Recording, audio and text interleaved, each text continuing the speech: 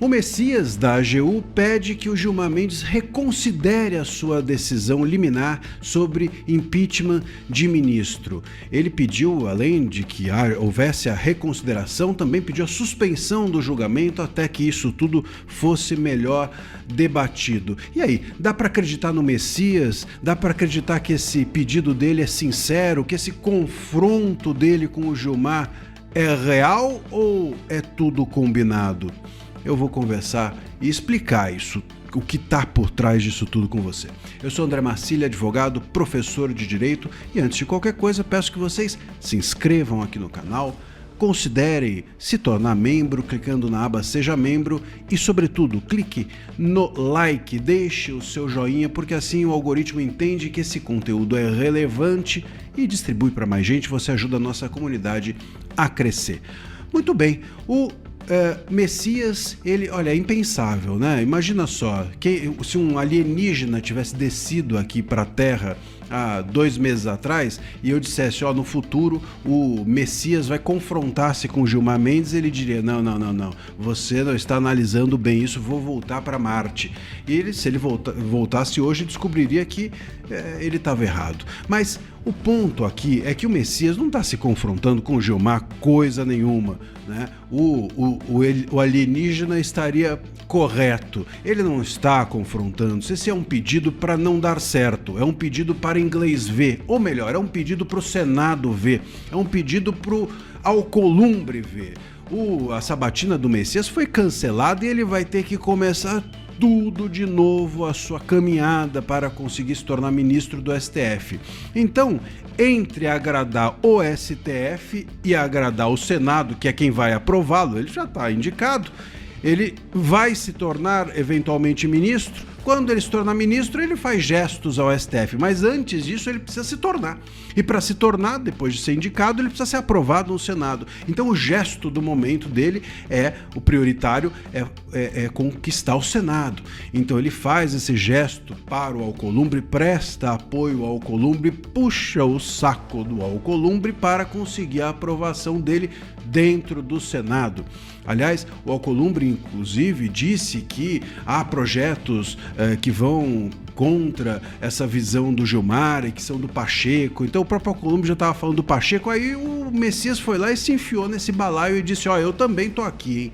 O Messias, ele tá que nem aqueles papagaio de pirata, sabe aqueles caras que o cara vai filmar entrevista no meio da rua e aparece a pessoa dando tchauzinho atrás. O Messias tá assim no Senado, ele tá dando tchauzinho por trás de todas as câmeras ligadas para aparecer para os senadores e conseguir conquistar os votos que ele até agora não conquistou. E para isso vale, inclusive, entre aspas, confrontar-se com o Gilmar ou com o STF. E por que eu coloco entre aspas? Porque eu duvido, mas duvido muito, mas muito mesmo, que esse pedido feito pelo Messias, que esse pedido da AGU não tenha antes batido na porta do STF para dizer assim, olha, eu vou ter que fazer isso, vocês me perdoem, eu acho que vocês são incríveis, mas eu vou ter que fazer isso para conquistar o Senado. Então não me levem a mal, mas eu, Messias, eu, AGU, vou ter que dar esse passo em favor do Senado. É isso. Muito provavelmente foi isso que aconteceu.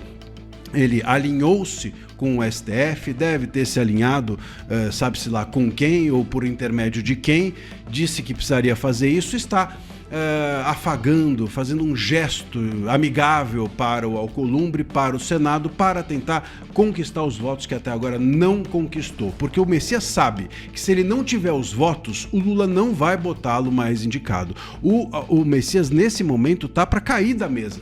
O nome dele tá para cair da mesa. Se ele não for um nome unânime dentro do Senado, unânime não, mas enfim, se não houver a maioria necessária para ele ser aprovado, o Lula vai mudar a indicação. O Lula tem plano B, tem plano C, e o plano B é o Pacheco, é a Maria Elizabeth, que é aquela presidente woke do Superior Tribunal Militar, e eles falaram até em Simone Tebet, imagina só. Então tem muita gente aí para o Lula, que está no radar do Lula como alternativa ao Messias. Então o Messias está papagaio de pirata, querendo afagar um, querendo afagar outro, mas sobretudo nesse momento querendo afagar o Senado. Agora nem mais o Senado mexe com o Supremo. agora só o PGR, o Procurador-Geral da República, pode pedir impeachment de um ministro do STF. E para o impeachment andar, bastava a maioria simples no Senado. Agora, para tudo isso chegar ao final, vai ter que ter 2/3. Tudo isso foi decidido numa canetada do ministro Gilmar Mendes. Na prática, o Supremo está se blindando para o que acredita que vai ser uma grande vitória de centro-direita nas eleições do ano que vem, com uma composição ainda mais nutrida no Legislativo, Câmara e Senado, das forças políticas que hoje são de oposição. Parte delas tem como objetivo declarado destituir ministros do Supremo. Alexandre de Moraes é o principal alvo.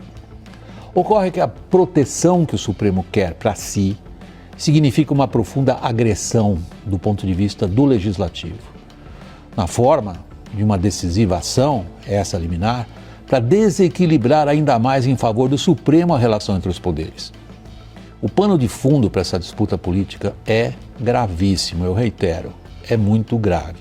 Nessa última quarta-feira, a oposição protocolou uma PEC para enfrentar a decisão do Gilmar de permitir apenas a PGR a possibilidade de pedir impeachment de ministro do STF. Eu vou contar para vocês sobre essa PEC e também te dizer se essa PEC resolve o problema, se é suficiente ou se é necessário um confronto de outra ordem com o STF por parte do Congresso. Eu sou André Marcílio, advogado, professor de Direito, e peço a vocês que antes de qualquer coisa se inscrevam aqui no canal, deixem o seu like clicando no joinha, porque assim o algoritmo entende que o conteúdo é relevante e distribui para mais gente, a nossa comunidade cresce e você ajuda a gente a isso. E também considere se tornar membro, clicando na aba Seja Membro e tendo acesso a conteúdos exclusivos nossos. Muito bem, sem firulas, a PEC, que agora, quarta-feira, foi feita pela oposição,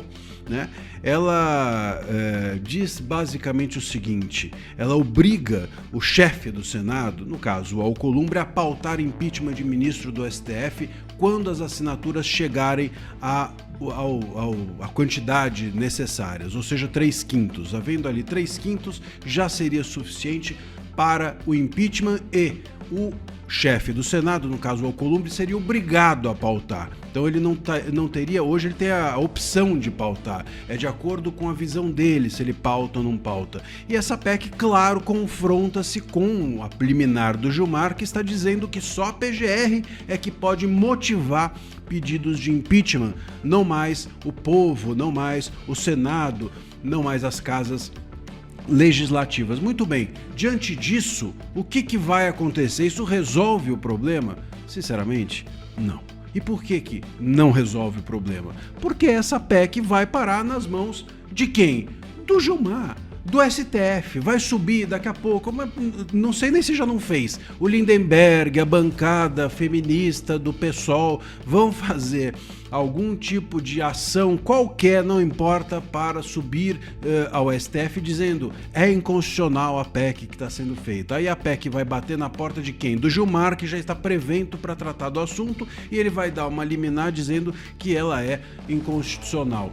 O próprio Gilmar, inclusive, no seu voto, ele deu a sua decisão liminar, um voto longo de 70 páginas, e nesse voto dele, ele disse que qualquer medida, estava lá, está escrito, qualquer medida contrária à decisão, estou resumindo o que ele disse, não ele disse assim, mas é isso.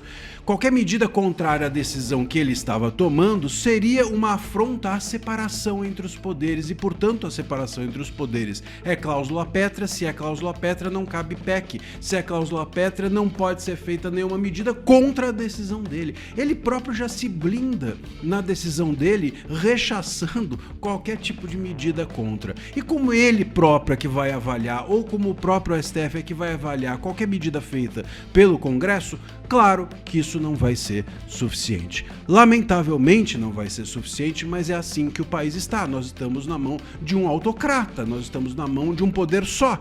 e às vezes de uma pessoa só dentro desse poder, de uma ou duas, né? Eu tenho dito, o Gilmar é a cabeça, o Moraes é a caneta. É assim que funciona hoje a República. Então o que é necessário? Não é possível a gente ficar apenas no âmbito de PEC, ou no âmbito de buscar emendas, no âmbito de decreto legislativo. Enfim, o jogo não é jurídico. O jogo é político, e o jogo político está sendo jogado pelo STF sozinho. Ele está jogando squash, não tênis, com os demais poderes. Então precisa haver um confronto com o STF político, dentro das quatro linhas, um confronto de dizer, nós não vamos cumprir essa decisão, ou essa decisão é ilegal, nós não aceitamos, ou vocês não vão poder fazer isso, ou nós exigimos A, ou nós exigimos B. É dentro desse lugar, é dentro do confronto político que há uma única possibilidade do STF voltar para a casinha.